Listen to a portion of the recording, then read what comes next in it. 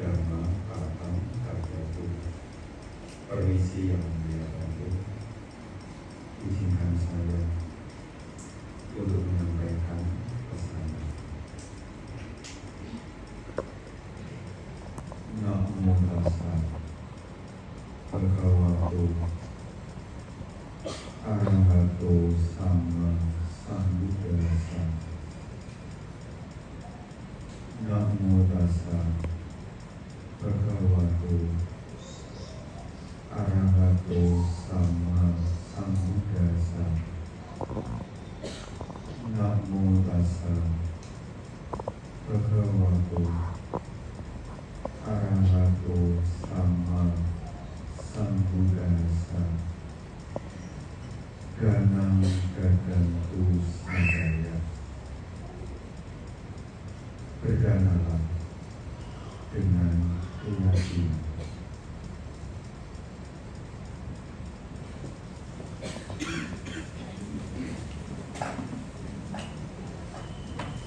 Ibu Sangga yang bermuliakan, Romo Ramani, Bapak Ibu Upasaka Upasika, selamat malam. Terima Buddha, Namo Buddhaya. Bersama kesempatan malam hari ini di Wihara Satsanga, bersama yang terkasihkan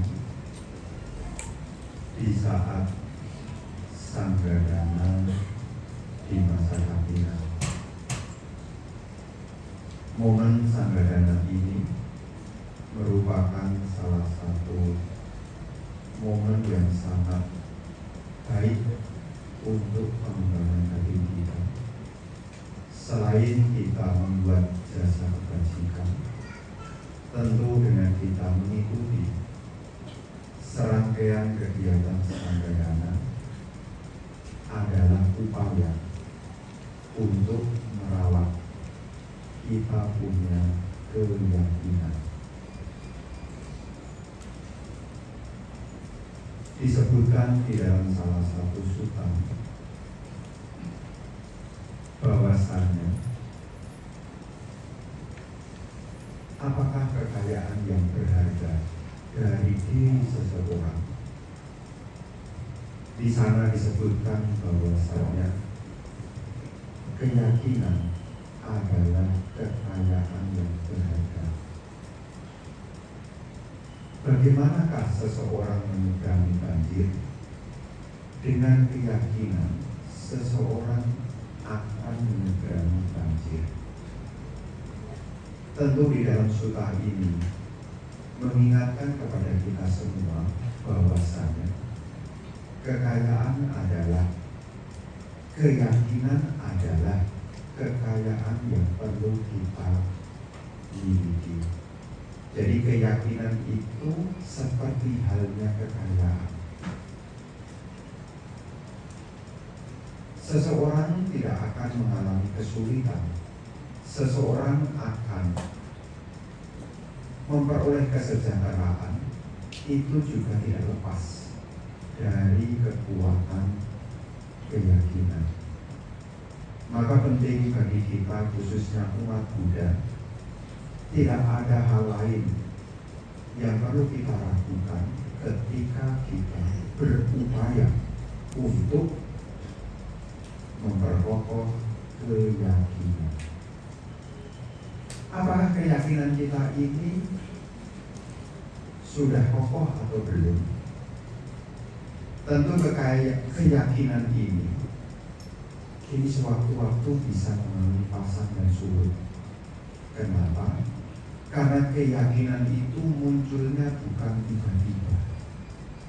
Seseorang punya keyakinan munculnya bukan tiba-tiba. Ibu bapak menanam pohon mangga, itu juga munculnya bukan tiba-tiba.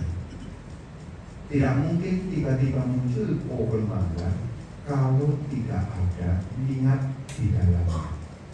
Makanya keyakinan ini yang disebut sadar, ini adalah bagian dari cetasika.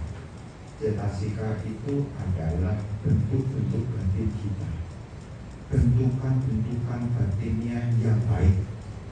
Dari 52 cetasika, 25 cetasika pikiran yang baik, salah satunya adalah sadar. Tanpa adanya sadar, seseorang akan diliputi 3 hal. Kalau tidak punya sadar, kenapa kok ada singgung sadar? Karena hari ini kita sadar di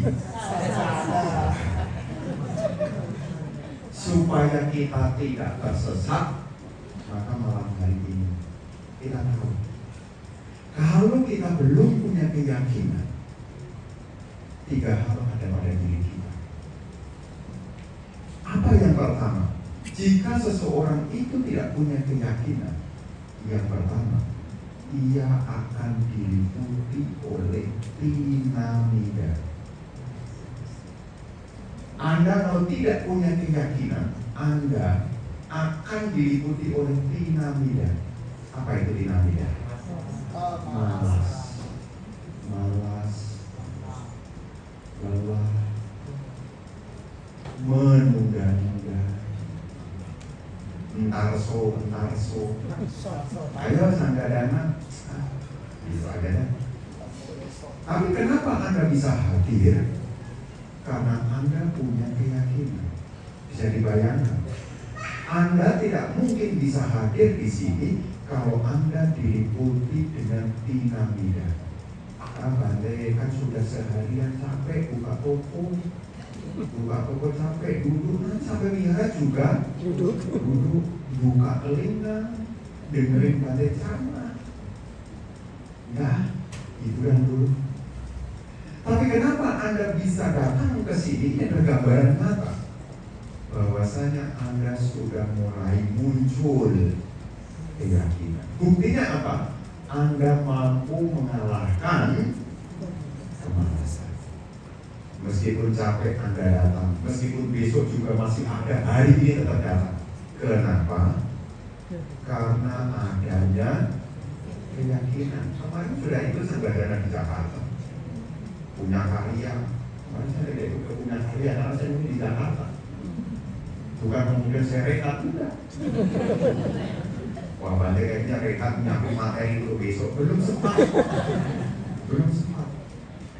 Jadi seseorang kalau tidak punya keyakinan, seseorang akan diliputi yang pertama adalah tinamida. Malas. Namanya tidak punya keyakinan, tidak tahu apa yang harus dikerjakan. Makanya Anda kalau tidak tahu apa yang akan dikerjakan, Anda jadi malas. Anda di rumah kelipang, kelimbung, gerundang. Kamu nggak kerjain apa-apa, nggak tahu mau ngerjain apa. Kenapa Anda tidak melakukan sesuatu? Karena tidak tahu apa yang harus dilakukan.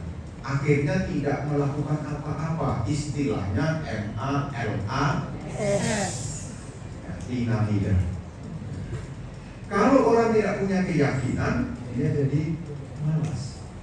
Demikian pula, seseorang kalau tidak punya keyakinan, dia juga ragu-ragu dan khawatir. Ugaca, Anda jadi gelisah dan khawatir. Karena mengikuti Sanggadana ini, kalau tidak punya keyakinan, gelisah loh, khawatir. Tiap hari dana terus, ya, gelisah. Wah, nanti kalau pulang malam terus-terusan nanti bagaimana? Tapi Anda mampu melewati kegelisahan dan kekhawatiran Anda. Ini tidak lepas dari kekuatan keyakinan sadar. Hujan tidak jadi persoalan, jauh tidak menjadi menakutkan, apalagi dekat. Jauh tidak menakutkan, punya karya ujung. Jam 2 siang, Dhammarottan. Ujung ketemu ujung. Tidak gelisah, tidak khawatir, tidak takut kemalaman juga. Kenapa? wajib dari keyakinan. Nah, yang ketiga, kalau seseorang tidak punya keyakinan, dirinya akan diliputi dengan wicikicah, ragu-ragu itu tidak mengambil keputusan. Ragu-ragu itu penuh dengan tiba-tiba. Biasanya kalau sudah mentok, tidak ada pertimbangan, biasanya ngitung jumlah jari. Ini wicikicah ini kadang-kadang muncul. Datang tidak. Ditimbang-timbang. Kenapa penuh pertimbangan? Karena tidak punya kejelasan dalam hal keyakinan. Biasanya orang di Indonesia memilih sesuatu itu dasarnya dua. Orang di Indonesia ini saya pelajari dari psikologi konsumen. Manusia kita ini dalam hal konsumen, orang memilih sesuatu yang pertama didasarkan pada jumlahnya. Anda beli HP yang gampang. Kenapa Anda beli HP merek A?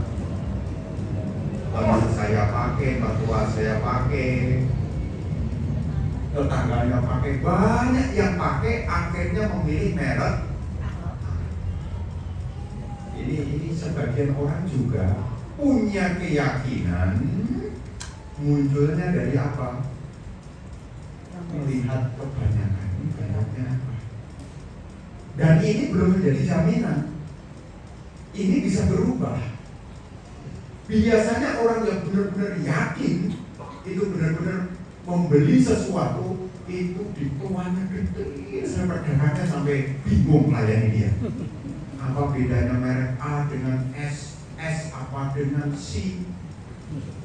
Ada V, kan ada tuh. Ada Vivo, ada Oppo. Ya kan?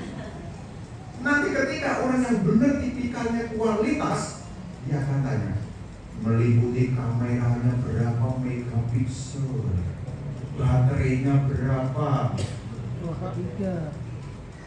baterai berapa giga, memorinya baru bener tuh, memorinya berapa giga, kalau ngecas berapa lama. Ini artinya orang jenis yang kedua ini sebetulnya adalah orang-orang yang benar-benar mantap. Kalaupun dia memilih, dia sudah mempertimbangkan. Sebagian umat Buddha ini jenisnya juga jenis yang pertama. Kenapa kamu berkeyakinan itu Sanggadana?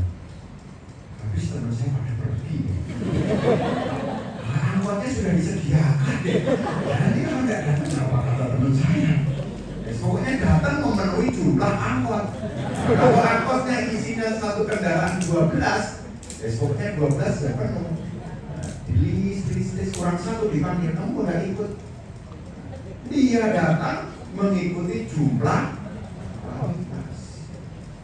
Angkotnya datang, yang daftar satu batal. Batal di depan aja. Nah, ini resiko kalau jenis orang punya keyakinan hanya berdasarkan jumlah. Nah, jenis seseorang kalau hanya memilih jumlah, kadang-kadang ini bisa goyah. Tetapi kalau orang itu punya keyakinan berdasarkan kualitas, sudah dipertimbangkan masa-masa, meskipun dia sendirian, dia tidak ragu. Kenapa? Sudah dipertimbangkan. Biasanya yang sedikit ini biasanya kelas.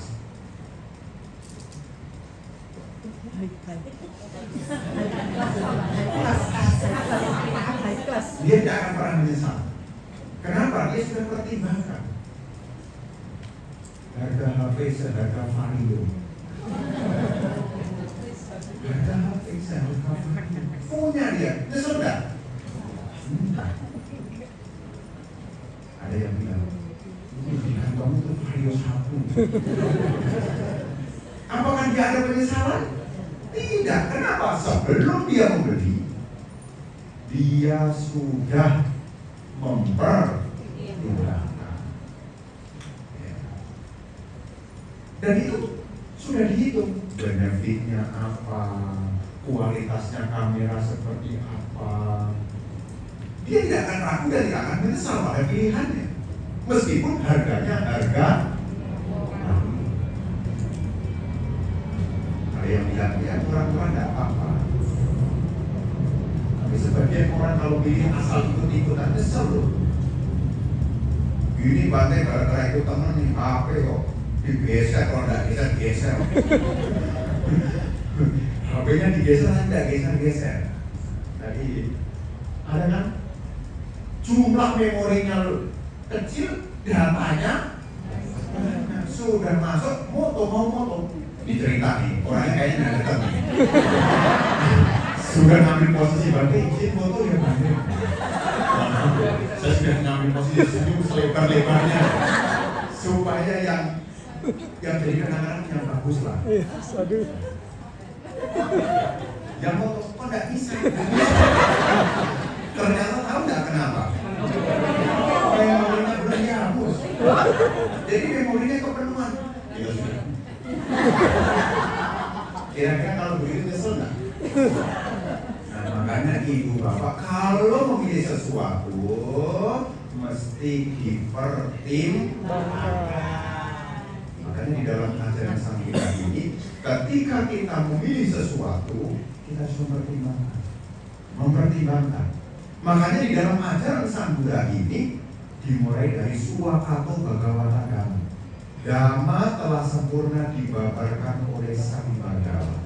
Tugas kita apa? Mesti mau banyak belajar karena sudah dibabarkan. Nah, sebagai umat Buddha ini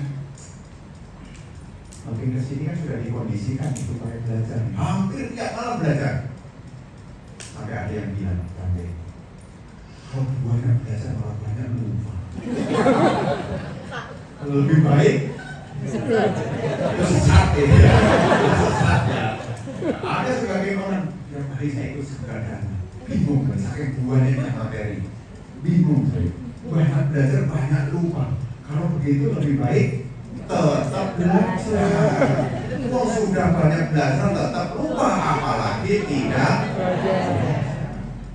Jadi saya tidak mau seperti orang bilang banyak belajar banyak lupa, lebih baik tidak belajar. Salah. Justru dengan kita tahu diri kita banyak belajar banyak lupa, disitulah kita diingatkan untuk terus belajar. Yang sudah banyak aja masih lupa, apalagi tidak. Nah, kita sebagai umat Buddha masih banyak belajar. Makanya momen Sanggadana khususnya di Tangerang tidak hanya datang kemudian memberikan ima-ima yang Bante Ciwarani Sapariwareni, tetapi juga ada Brahmacaloka. Untuk apa? Media Anda untuk belajar. Ini media Anda untuk belajar. Ya ibaratnya kalau bahasa tetangga itu kultum. Kuliah 7 menit. Jadi ini kuliahnya menjadi 30 menit. Jadi di sini kan apa? Kultum sama. Kultum juga ya.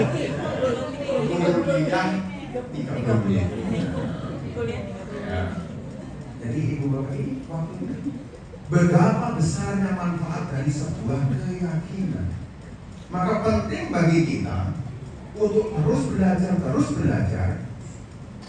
supaya apa? Kita punya keyakinan. Kalau keyakinan itu bisa berkembang, 3 hal penghalang bisa kita tinggalkan. Dinamida bisa ditinggalkan, udah cakup punya bisa ditinggalkan, kegelisahan, wicikita bisa ditinggalkan. Terus kalau saya terus kembangkan keyakinan kita terus sampai akhir hayat nanti Bante, kira-kira manfaat apa yang saya peroleh dari keyakinan yang saya miliki? Sebetulnya topik namanya itu sebetulnya 5 ini. Ini diambil dari Anguttara Nikaya kelompok 5 poin 38 yang berjudul Sada Sutta. para biku, ada 5 manfaat bagi seseorang yang memiliki keyakinan. Jadi kalau seseorang itu punya keyakinan, seseorang itu akan memperoleh 5 manfaat. Dicatat Anggota Nikaya kelompok 5 poin 38.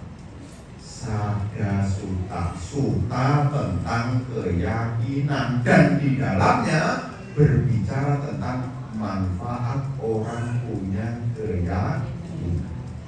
Apa yang pertama? Ketika di dunia ini muncul orang yang baik, ini mengacu kepada kemunculan Buddha. Itu katanya di situ kata yang dipakai adalah sapurisa. Jadi pertama loke sapurisa, ketika muncul pertama kali orang baik, sapurisa, sahabat yang baik, purisa itu orang. Jadi orang baik, dialah yang akan pertama kali dikunjungi. Jadi Buddha itu mengunjungi siapa yang pertama? Adalah orang yang punya keyakinan. Padahal di sekitar Bodhgaya, namanya desa namanya Senanigama, namanya desa itu Sena. Gama itu adalah desa bahasa Pali, Senanigama. Itu ada orang juga. Tapi kenapa Sang Buddha kok berjalan menuju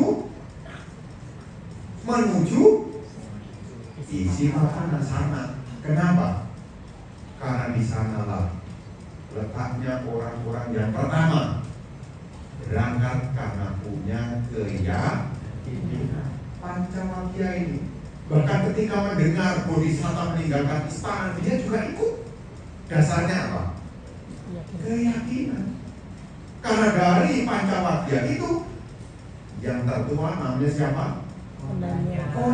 Kondanya itu adalah orang yang sama. Ketika Bodhisatta baru dilahirkan, upacara pemberian nama, kondanya yang menyebutkan Bodhisatta ini, Siddhartha ini bakal jadi mendengar Bodhisatta meninggalkan istana, beliau pun juga turut mendengar.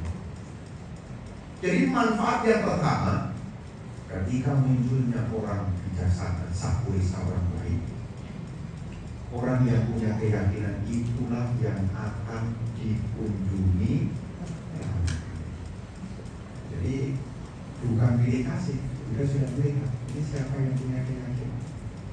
Bahkan setiap pagi sekalipun dia sudah tahu siapa yang akan masuk di dalam keyakinan. Makanya pencapaian pertama dalam tahap menjadi siswa Arya kan disebut Sotapanna. Sotapanna itu kan pencapaian Dhamma Caku, mata Dhamma. Tidak lain adalah orang yang punya dasar, yaitu keyakinan. Jadi yang pertama, ini manfaatnya nih. Kalau ibu bapak merawat keyakinannya, ya kita kan tidak tahu nih, lahir kembali, kita akan menjadi orang yang pertama dikunjungi oleh orang baik sebelum mengunjungi yang lain. Ini yang pertama. Yang kedua manfaatnya, orang-orang baik akan membangun relasi dengan mereka yang punya keyakinan. Jadi orang baik itu akan mencari relasi yang pertama. Siapa yang layak untuk dijadikan teman? Siapa yang layak untuk dikunjungi? Adalah orang-orang yang punya keyakinan. Di sutta itu diibaratkan, orang yang punya keyakinan itu diibaratkan seperti pohon. Pohon yang besar, daunnya rindang, banyak buahnya. Ya. Banyak, tidak hanya burung yang datang, orang-orang juga ikut. Ya. Kenapa? Nyaman. Ya. Kalau pohonnya besar, rindang ya, pohonnya rindang, itu ya, orang senang. Ya, termasuk orang sekarang, kita pohon besar sudah senang. Lalu berapa? Orang sekarang kan, senang, wah harinya gede. Tapi orang sekarang kan sebagian kan senang kayu karena mau dijual. Tapi kayu yang besar itu diibaratkan seperti halnya burung-burung. Burung-burung akan hinggap mencari pohon yang besar yang banyak buahnya. Demikianlah orang bijaksana, orang yang punya keyakinan, dia akan sering dikunjungi oleh orang-orang bijaksana. Para biku, bikuni, upasaka, upasika yang memiliki keyakinan yang baik akan berelasi. Ini manfaat yang kedua. Kalau orang itu punya keyakinan. Manfaat yang ketiga. Kalau seseorang itu punya keyakinan, ketika ada berbagi, di situ dikatakan ada orang derma berbagi, orang bagi-bagi. Orang yang punya keyakinan, dia akan memperoleh yang pertama. Kok bisa, Pak? Iya, karena orang yang punya keyakinan itu sudah sering berbagi. Makanya ketika ada bagi-bagi, orang punya keyakinan selalu terpikirkan meskipun tidak dapat kupon. Kupon belum sempat ditulis sudah terpikirkan. Kenapa? Dia sudah sering berbagi. Karena ciri orang yang berkeyakinan tidak PILIT, tidak pelit. Ya, kalau ibu bapak di hidup sosial nih, ya, Anda punya pohon kelengkeng, pohon matoa berbuah, buahnya lebat, Anda panen. Kira-kira Anda bagi atau Anda makan semua? Dan ketika Anda berbagi, pastilah Anda akan berbagi kepada yang pernah memberi kepada Anda. Jauh-jauh salak 20 kilo jauh-jauh dari Madura sampai akan dibagikan. Dan mendapat hitungan Bante nomor 1. Kemudian mertua, orang tua, teman dekat. Kalau sudah mulai tinggal dikit-dikit yang gembuk-gembuk itu aja. Boleh lah gitu. Di sini apa? Anda akan mendapat yang pertama kalau Anda hidupnya dilandasi dengan keyakinan. Dan ciri dari orang yang punya keyakinan tidak kikir. Tidak kikir. Makanya di Sutta itu disebutkan ketika ada pembagian dana, orang yang punya keyakinan dia akan memperoleh bagian yang pertama. Pasti Anda memberi kepada orang yang Anda yakini, betul enggak? Saya yakin dia bagus. Ketika Anda punya keyakinan, maka Anda akan memberi. Dan memberinya pun tidak dengan timbang-timbang. Mantap. Ini kekuatan dari apa? Keyakinan. Jadi keyakinan itu ada manfaatnya. Jadi manfaat yang ketiga dari keyakinan, ketika ada pemberian, pembagian, dia akan mendapat yang pertama. Kemudian yang keempat, agak ngetut sedikit.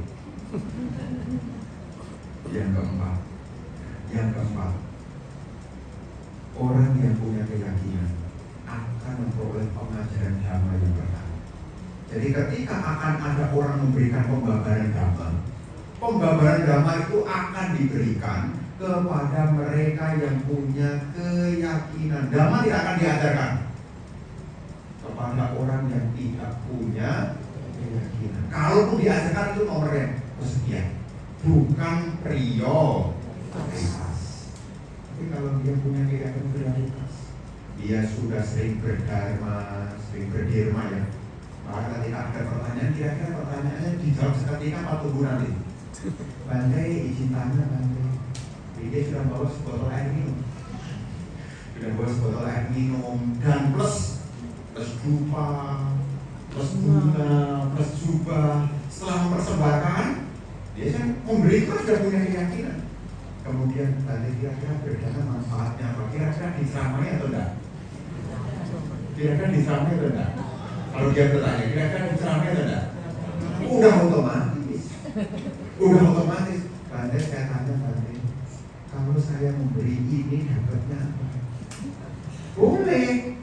Kalau saya memberi baju ini pahalanya apa? Kalau saya memberi bunga, lilin untuk puja, kira-kira manfaatnya apa, Bante? Bante tidak mungkin menjawab dengan kalimat begini, kamu tanya aja tuh. Google. Nah, mungkin. Pasti akan dijelaskan. Kenapa? Karena yang datang adalah orang yang punya keyakinan. Kalau Anda datang ya, tanpa keyakinan, ya, ada jenis orang itu yang datang tanpa keyakinan. Ada. Bante tanya dari mana? Belum sempat dijawab pertanyaannya, dia sudah menyiapkan pertanyaan berikutnya. Bante sebutkan manfaat ini. Terima. Kami buka buku itu sudah nyiapin. Kita ngomong, dia nyiapin pertanyaan berikutnya. Sudah dijawab lagi, dia nyiapin. Kayaknya kalau diterus-teruskan ini buang-buang waktu. Ada jenis begitu. Memang nggak tahu ya, mungkin itu menurut dia membahagiakan. Tapi menurut saya itu cuma menyengsarakan. Ya. Kalau menurut saya itu menyengsarakan.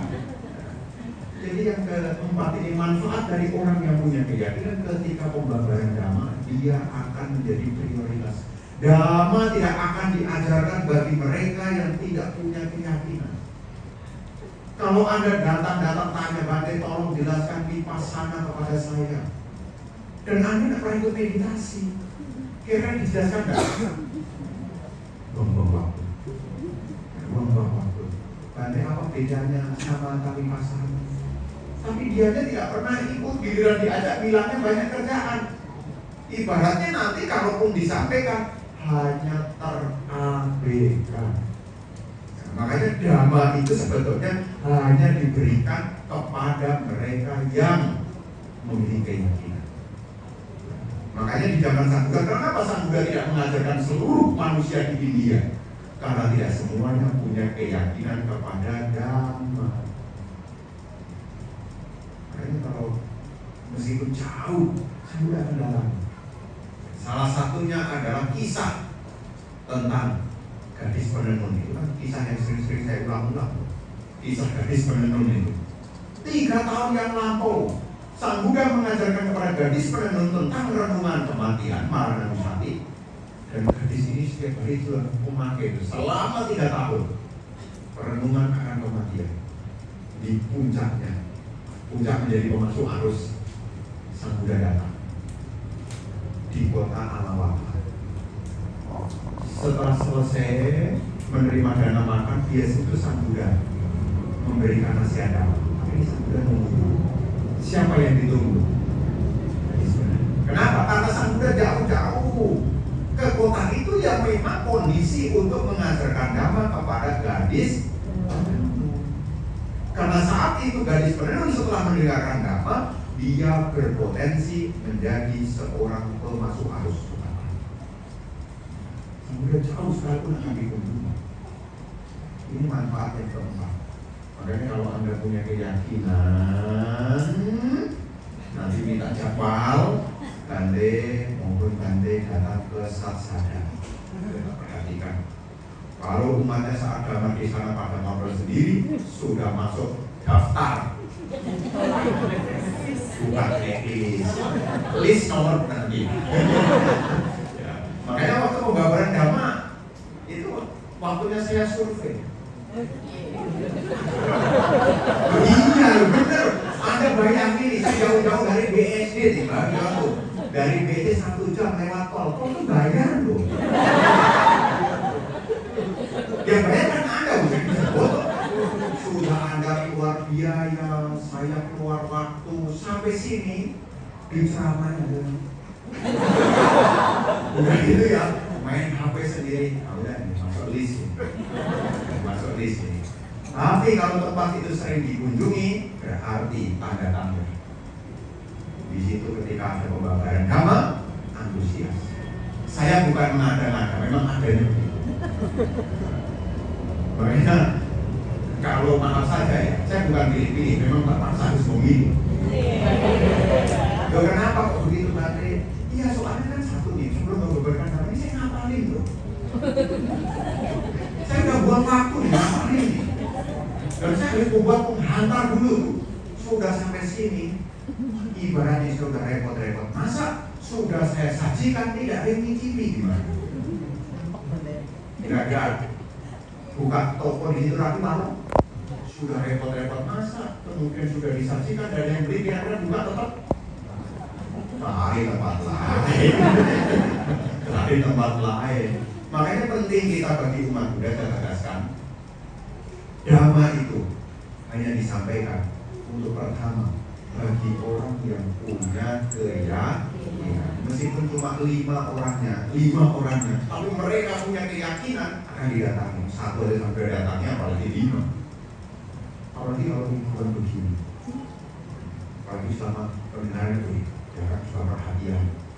Besok kelas kamu berikutnya gini malah semangat lagi. Kenapa? Karena pendengarnya dengan keyakinan. Ini manfaat yang kelima. Apa manfaat kelima dari keyakinan? Di situ disebutkan yang kelima. Ketika hancurnya tubuh jasmani, seseorang yang punya keyakinan, dia akan lahir kembali di alam bahagia. Jadi yang kelima manfaat dari keyakinan itu bisa nganterin orang, bisa menjadi tiket menuju alam bahagia. Kalau seseorang tidak punya keyakinan, dia tidak punya tiket. Ya, tiketnya menuju alam bahagia salah satunya adalah memiliki keyakinan. Dan hari ini selama 1 bulan Anda adalah bagian orang-orang yang mengansur kan dikit demi sedikit. Anda juga ngansur dikit, diulang lagi. Dan ini sudah hari keberapa? Lupa juga ya.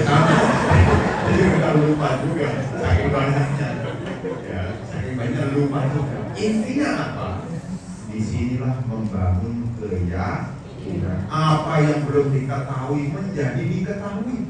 Apa yang sudah diketahui semakin jelas. Kalau seseorang itu punya kejelasan, maka dia MANTAP, mantap. Kenapa kok diijabah? Soalnya malu-malu, butuh konsentrasi. Jadi kalau orang punya ini mantap. Dan kalau seseorang itu punya kemantapan, maka tidak ada hal yang perlu dikhawatirkan. Ini kekuatan dari keyakinan. Makanya di dalam Alawaka Sutta itu disebutkan, apa kekayaan yang berharga bagi seseorang adalah keyakinan. Bagaimana seseorang menyeberangi banjir adalah dengan keyakinan. Jadi untuk keluar dari samsara ini, ibu bapak, ini juga butuh keyakinan. Dan keyakinannya yang paling tinggi adalah keyakinan kepada 4 kebenaran Arya. Karena 4 kebenaran Arya adalah inti dari ajaran Buddha. Kemunculan Buddha ditandai dari mana? Pemahaman 4 kebenaran Arya. Selama Bodhisattva belum realisasi ini, belum jadi Buddha. Makanya ketika Dhammacakka dibabarkan, beliau mengurangi. Ini belum pernah dibabarkan oleh siapapun. Ini belum pernah dinyatakan oleh siapapun makhluk di dunia ini. Hanya seorang Buddha. Maka orang yang mantap keyakinannya, dia menembus 4 kebenaran Arya. Sebutannya adalah Sota. Sudah mampu melihat. Nah, dengan ulang-ulang ini harapannya dikit-dikit memperkokoh keyakinan hingga akhirnya merealisasi tujuannya. Karena sadar itu sifatnya agama sadar. Agama itu mendekatkan.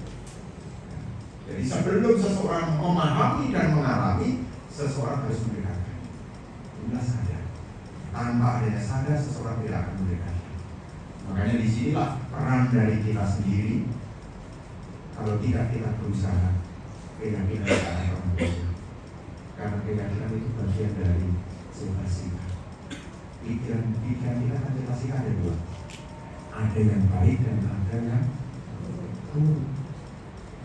Baik dan buruk ini bergantung dari cetana kita. Makanya kan sankhara, kehendak. kehendak yang baik harus dimunculkan, termasuk kita punya keyakinan. Karena keyakinan itu sesuatu yang membantu. Dan 5 tadi adalah bagian dari nasihat agama yang ada di dalam anggota Nikaya kelompok 5 yang berjudul Sada Suka. Kalau Anda punya keyakinan 3 hal yang pertama, bisa Anda melewatinya. Waktu-waktu hidup yang kita miliki akan penuh dengan makna. Tidak ada penyesalan dan tidak ada waktu yang terbuang. Danang danatu sadaya, berdanalah dengan keyakinan. Jagalah kualitas batin Anda sebelum memberi, pada saat memberi dan setelah memberi. Lakukanlah dengan suasana hati yang gembira. Kalaupun belum muncul suasana hati yang gembira, ulangilah renungan sanggan hati. Ini adalah upaya untuk mengingat kembali kualitas-kualitas yang ada di dalam sanggan. Inilah pesan Dhamma di malam hari ini. Semoga hal ini bisa menambah keyakinan Anda. Semakin mantap Anda meyakini ajaran Sang Buddha hingga akhirnya dapat mencapai tujuan tertinggi Nibbana. Sampai salam Tuhan Sukitata. Semoga semua makhluk hidup